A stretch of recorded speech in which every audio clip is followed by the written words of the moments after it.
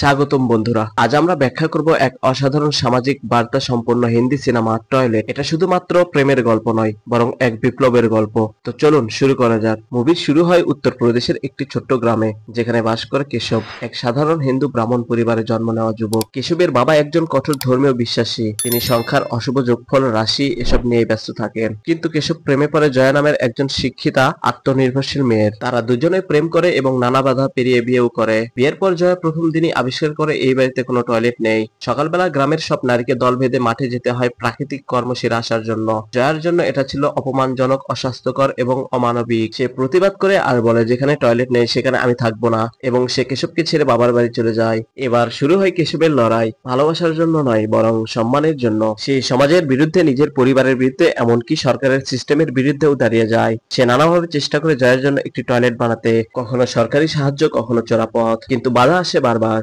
সমাজ বলে এটা আমাদের সংস্কৃতি না, কিন্তু কেশব বলে সংস্কৃতি যদি নারীকে অপমান করে তবে আমি এমন সংস্কৃতি চাই না। শেষে কেশব ও জয়ার কঠিন সংগ্রামের মাধ্যমে সরকার, সমাজ ও পরিবারের দৃষ্টিভঙ্গি বদলাতে থাকে। সরকার প্রকল্প শুরু করে, গ্রামে টয়লেট নির্মাণ শুরু হয়, আর সিনেমার শেষে আসে সেই জয়, ভালোবাসা ও সম্মানের জয়। সিনেমা শেষ হলেও রেখে যায় এক শক্তিশালী বার্তা: টয়লেট শুধু একখানা ঘর না, এটা নারীর অধিকার, সম্মান ও স্বাধীনতার প্রতীক। টয়লেট এক প্রেম কথা। মুভিটি একটা প্রেমের গল্প, কিন্তু এর মাধ্যমে সমাজে এক বড় প্রশ্ন ছুড়ে দেওয়া হয়েছে: আমরা কতটা সভ্য যদি আজও আমাদের মা বোনেরা খোলা মাঠে যেতে বাধ্য হয়। এই সিনেমা একরকম বিপ্লব, যা মানুষকে ভাবতে শেখায়, বদলাতে শেখায়। বন্ধুরা, এমন সিনেমা শুধু দেখার নয় বরং শেখারও।